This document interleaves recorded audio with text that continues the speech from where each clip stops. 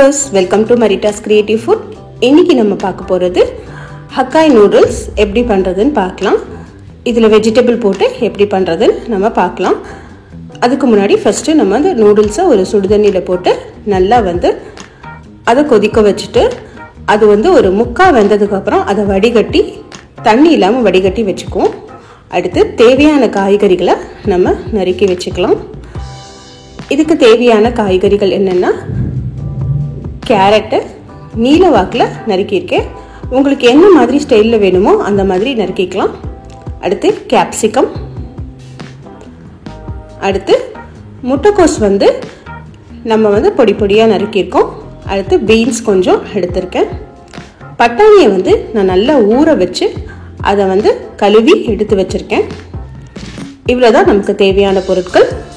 அடுத்தது ஒரு வானொலியில் எண்ணெய் ஊற்றி அதில் கொஞ்சம் பட்டை, அதுக்கப்புறம் ஸ்டார் அனைஸ் போட்டிருக்கேன். ரொம்ப கொஞ்சமாக தான் போட்டிருக்கேன், ரொம்ப மசாலா போடல. இதில் லைட்டாக அதை போட்டுட்டு அது கொஞ்சம் ப்ரௌன் கலர் வந்ததுக்கப்புறம் இதில் கிராம்பு போடுறேன். ஒரு 2-3 கிராம்பு. எல்லாமே மசாலாத்தூள் கொஞ்சமாக தான் நான் போட்டிருக்கேன், இதில் ரொம்ப அதிகமாக போடலை. அதுக்கப்புறம் இஞ்சி பூண்டு பேஸ்ட்டு. நீங்கள் இதை ஃப்ரெஷ்ஷாக அரைச்சி போட்டிங்கன்னா ரொம்ப நல்லாயிருக்கும். நான் கடையில் வாங்கின இஞ்சி பூண்டு பேஸ்ட் தான் போடுறேன். இது ப்ரௌன் ஆகிற வரைக்கும் நல்லாவே வதக்குங்க. இல்லை இஞ்சி பூண்டோட அந்த ஒரு ஸ்மெல்லும் டேஸ்ட்டும் நமக்கு கடைசி வரைக்கும் தெரியும். அதனால் இதை நல்லா கொஞ்சம் ஒரு ப்ரௌன் ஆகி நல்லா எண்ணெயோடு மிக்ஸ் ஆகிற அளவுக்கு நல்லா வதக்குங்க. இப்போ நல்லா வதங்கினதுக்கப்புறம் கருவேப்பிலை. நூடுல்ஸ்க்கு எப்போதுமே அந்த கருவேப்பிலையோட டேஸ்ட் ஸ்பெஷலாக இருக்கும். கொஞ்சம் கருவேப்பிலை உங்களுக்கு தேவையான அளவு போட்டுக்கலாம். நான் கொஞ்சம் போட்டிருக்கேன். அடுத்து கேரட்டு, பீன்ஸு, முட்டைக்கோசு, கேப்சிகம் எல்லாத்தையுமே எல்லா காயுமே நான் இதில் ஆட் பண்ணுறேன். கேரட்டு நீல வாக்கில், கேப்சிகம் நீல வாக்கில் தான் வெட்டணும்னு இல்லை. கேப்சிகம் கேரட்லாம் சீக்கிரம் வெந்துடும். அதனால நான் இது கொஞ்சம் முழுசாக தெரியணுன்றதுக்காக தான் இதை நான் நீல வாக்கில் வெட்டியிருக்கேன். எல்லா காய்கறியுமே நம்ம போட்டாச்சு. பார்க்க எவ்வளோ அழகாக இருக்குது பாருங்கள். எல்லா கலரும் ஆரஞ்சு, க்ரீனு, ஒயிட்டுன்ட்டு நல்ல ஒரு காம்பினேஷனில் இருக்குது. இதை நான் அந்த கொஞ்சம் எண்ணெய் ஊற்றினேன் இல்லையா, அந்த எண்ணெயிலே தான் வதக்குறேன். இதில் ரொம்பலாம் வேகாது. ஒரு 5 மினிட்ஸ் கிட்ட நம்ம வதக்கிக்கிட்டே இருக்கலாம். அதாவது அந்த எண்ணெயில் கொஞ்சம் நம்ம காய்கறி வதங்கணும், அதுக்காக தான்.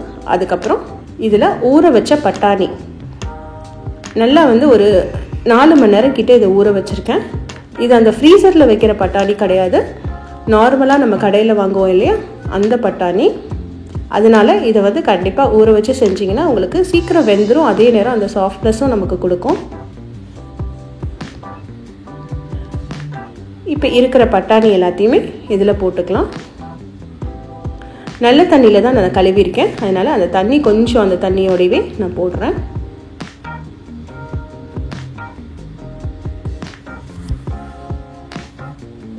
இதையும் நம்ம தண்ணி ஊற்றாமல் ஒரு 5-10 நிமிஷம் வதக்கலாம். இந்த பட்டாணியோடு சேர்ந்து கொஞ்சம் தண்ணி அதில் விழுந்திருக்கும். அந்த தண்ணியில் நம்ம வதக்குனதுக்கப்புறம் அடுத்து வெங்காயத்தை நம்ம எண்ணெயில் வதக்க போகிறது கிடையாது, தண்ணியில் தான் வேக போகுது. அதனால் அதையும் கொஞ்சம் லைட்டாக இதோடு சேர்த்து வதக்கிக்குவோம். ஒன்று விடாமல் எல்லாத்தையும் போட்டாச்சு. நமக்கு அதில் ஒரு வெங்காயம் மிச்சம் இருந்தாலும் மனசு திருப்தியாகாது. அதனால் எல்லாத்தையும் வேஸ்ட் பண்ணாமல் நம்ம செய்யலாம். இதையும் வெங்காயத்தையும் எல்லா பக்கமும் இருக்கிற மாதிரி கொஞ்சம் கிளறிடுவோம். இது வரைக்கும் நான் தண்ணி ஊற்றலை, லைட்டாக அந்த பட்டாணியோடு இருந்த தண்ணியில் தான் இன்னும் அது வெந்துட்டுருக்குது. அடுத்து தேவையான அளவு உப்பு போட்டுக்கலாம். உப்பு நீங்கள் இப்போ கம்மியாக போட்டால் கூட நம்ம கடைசியாக காய்கறி வெந்த பிறகு கூட உப்பு ஆட் பண்ணிக்கலாம். அடுத்து மஞ்சத்தூள், மிளகுத்தூள் நீங்கள் தேவையான அளவு போட்டுக்கோங்க. நான் மஞ்சத்தூள் மிளகுத்தூள் எல்லாமே வந்து ஒரு 1/4 டீஸ்பூன் கிட்ட போட்டிருக்கேன். மிளகுத்தூள் கொஞ்சம் அதிகமாக போட்டிருக்கேன். 1/4 டீஸ்பூனுக்கு கொஞ்சம் அதிகமாக. இதுவும் எல்லா பக்கமும் சேர்ந்து மிக்ஸ் ஆகட்டும்.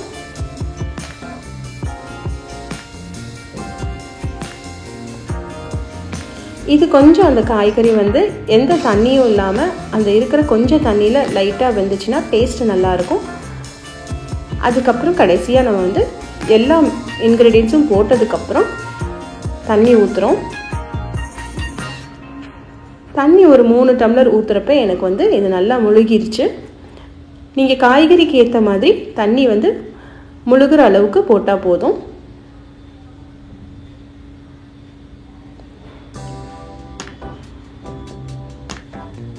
அவ்வளோதான், தண்ணி ஊற்றியாச்சு. இனி வந்து நம்ம வந்து காய்கறியை வேக வைக்க வேண்டியதுதான். இந்த ஸ்டேஜில் நீங்கள் உப்பு பார்த்துக்கோங்க சரியாக இருக்கான்ட்டு. ஏன்னா காய்கறியில் உப்பு சாரணும், அதனால் உப்பு போட்டுக்கலாம்.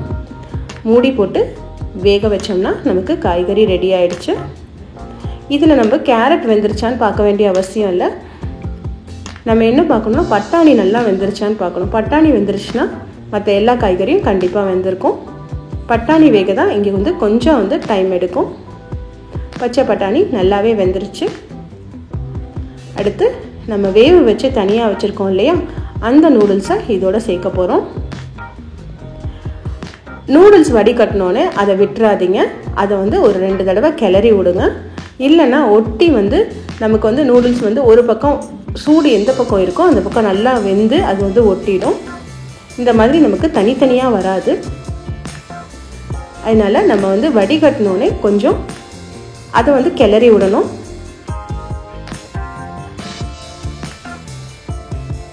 நூடுல்ஸ் வெந்தோடனே அந்த சுடுதண்ணி போனோடனே வந்து வடிகட்டிட்டோன்னு நினைக்கக்கூடாது. என்ன பண்ணணும், அதில் வந்து நம்ம நல்ல தண்ணி வந்து ஒரு 2-3 தடவை சேர்த்து வாஷ் பண்ணோம்னா தான் சூடும் குறையும், அதே நேரம் அதில் இருந்த அழுக்கும் போகும். நல்லா வந்து உதிரி உதிரியாகவும் உங்களுக்கு கிடைக்கும்.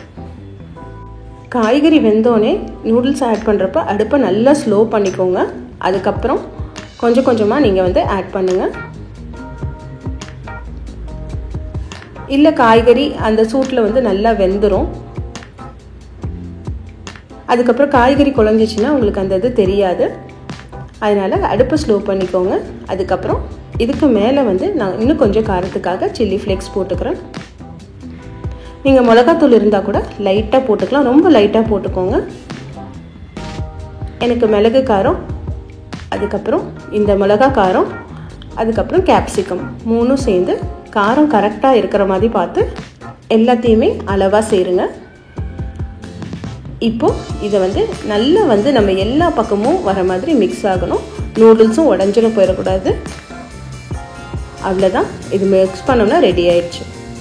அடுத்து நம்ம பார்க்க போகிறது தண்டு சூப்பு. வாழைத்தண்டை சூப்பு எப்படி செய்கிறதுன்னு நம்ம பார்க்கலாம். ஃபஸ்ட்டு ஒரு கடாயில் எண்ணெயை ஊற்றிக்கலாம். அதுக்கப்புறம் பூண்டு ஒரு 15 பல்லுக்கிட்ட வச்சுருக்கேன். அது என்ன பண்ணலாம், அதை இது எண்ணெயில் போட்டு கொஞ்சம் வதக்கிக்கலாம். கொஞ்சம் வந்து சோம்பு, உங்களுக்கு சோம்போட இனிப்பு பிடிச்சிருந்துச்சுன்னா ஒரு 1.5 டேபிள் ஸ்பூன் கூட நீங்கள் இதில் போட்டுக்கலாம்.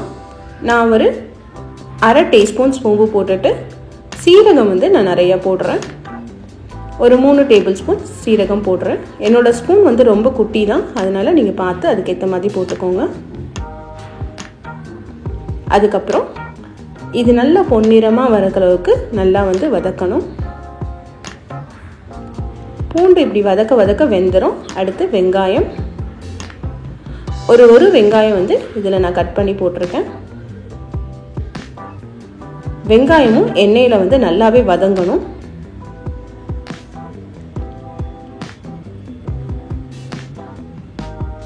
நல்லா வதங்குற அளவுக்கு பூண்டும் அதே நேரம் வெந்துடும். வெங்காயம் வதங்குறப்பே உப்பு தேவையான அளவு சேர்த்துக்கலாம். மஞ்சத்தூள்,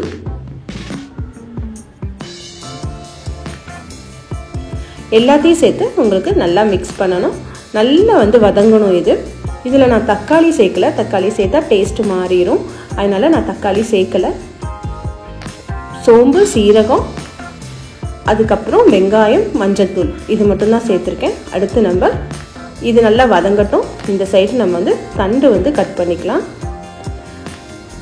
தண்டோட அந்த கருப்பு பகுதியை மட்டும் எடுத்துடலாம். நாரை ரொம்ப கட் பண்ணணும்னு அவசியம் இல்லை. நம்ம ஏன்னா வந்து இதை வந்து வேக வச்சு அதை வந்து வடிகட்ட தான் போகிறோம். ஸோ அதனால் நாரை எடுக்கணுன்ற அவசியம் இல்லை. மேலே இருக்கிற அந்த தண்டோட பார்ட்ஸை மட்டும் எடுத்துட்டு, அதாவது அந்த தோல் வந்து அரிசியாக அடுக்கியிருக்கோம் இல்லையா, அதை மட்டும் எடுத்துட்டு நம்ம வந்து இதை கட் பண்ணி தண்ணியில் போட போகிறோம். கொஞ்சம் துண்டு துண்டாக கட் பண்ணோம்னா சீக்கிரம் வெந்துடும்.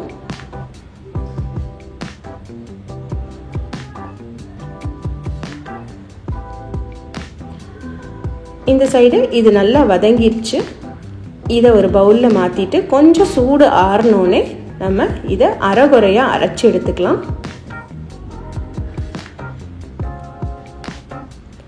நான் இதில் மிளகாத்தூள் எதுவுமே போடலை. இது வெறும் மிளகு போட்டு சூப்பு தான்.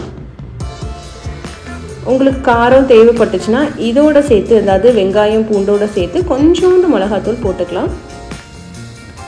இப்போது நான் அதை எடுத்துட்டு அதிலே தண்ணி வந்து ஊற்றி அதை வந்து கொதிக்க வைக்கிறேன்.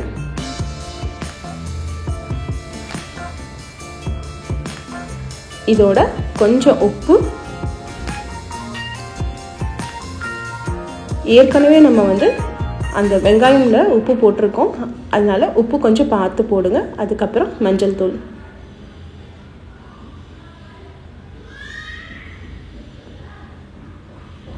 ரெண்டையும் போட்டு இதை கொஞ்சம் மிக்ஸ் பண்ணி தண்டு எடுத்து இதை வந்து நம்ம கட் பண்ணிவிட்டு சின்ன சின்னதாக கட் பண்ணிவிட்டு அப்பப்போ வர நாரை மட்டும் எடுத்துட்டு இதோட சேர்த்து நம்ம வேக வைக்க போகிறோம். அப்படியே தண்ணியில் வந்து இதை நான் போட போகிறேன். அப்போ தண்டும் கருக்காது, அதே நேரம் சீக்கிரம் நமக்கு வெந்துடும்.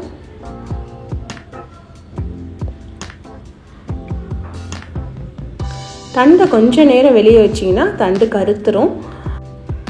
அதனால நான் வந்து இங்கே தண்ணியில் சுட வச்சுட்டு அதுக்கப்புறம் தான் தண்டே வந்து கட் பண்ணுறேன். வாழைத்தண்டு கொஞ்சம் நேரம் வேகட்டும். அதை வந்து மூடி போட்டு நம்ம வந்து அதை வேக வைக்கலாம்.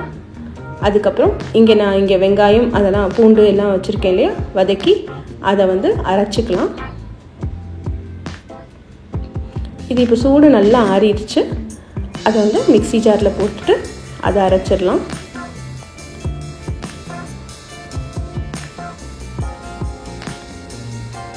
ஒரு 10லேருந்து 15 நிமிஷத்துக்குள்ளார தண்டும் இங்கே வெந்துடும்.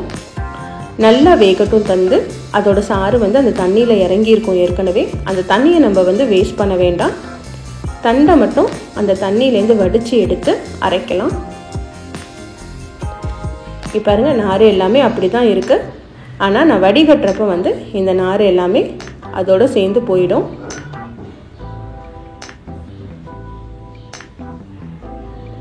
நம்ம இதோட தண்டோட ஜூஸ் மட்டும்தான் எடுக்க போகிறோம்.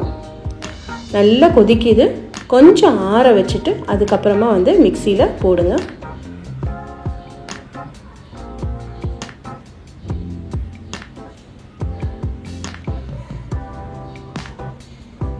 இந்த தண்ணி கொஞ்சம் சுண்டனா ஓகே, லைட்டாக ஸ்லோ பண்ணிடுங்க. இப்போ இந்த அரைகுறையாக அரைச்ச இந்த வெங்காயம் எல்லாமே ரெடி ஆயிடுச்சு. தண்டை வடிகட்டிடலாம்.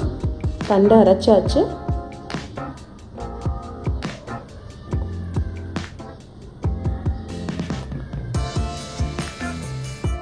இதை வந்து ஒரு வடிகட்டியில் வச்சு அப்படியே வடிகட்டிடலாம். ஆறுன தண்டுன்றதுனால நான் வந்து பிளாஸ்டிக் வடிகட்டியில் இல்லை. ஒருவேளை நீங்கள் சூடாக அரைச்சிட்டிங்கன்னா எவசல் ஒரு வடிகட்டியில் வடிகட்டுங்க. இல்லை நம்மளுக்கு தெரியாமல் அந்த பிளாஸ்டிக் வந்து கொஞ்சம் உருகி வந்து வரும். அதனால் சூடோடு வந்து பிளாஸ்டிக்கில் எதுவும் வைக்காதீங்க. அடுத்து தண்டு வடிகட்டியாச்சு. அதில் வந்து நான் மிளகுத்தூள் போடுறேன். தேவைப்படுற அளவு போட்டுக்கோங்க. அதுக்கப்புறம் ஒரு அரை மூடி எலுமிச்சப்பழம் புளியிறேன். இப்போ நீங்கள் குழந்தைங்களுக்கு கொடுக்குறீங்க அப்படின்னா இந்த எலுமிச்சப்பழம் புளிய வேண்டாம். சூட்டோடு கொடுக்குறப்ப எலுமிச்சப்பழம் இருக்கிறப்ப உடம்ப உருக்கிரும். அதனால் கொஞ்சம் எலுமிச்சப்பழம் இல்லாமல் நம்ம வந்து குழந்தைங்களுக்கு கொடுக்கலாம். அவ்வளோதான், நம்ம தண்டு சூப்பும் ரெடி ஆயிடுச்சு.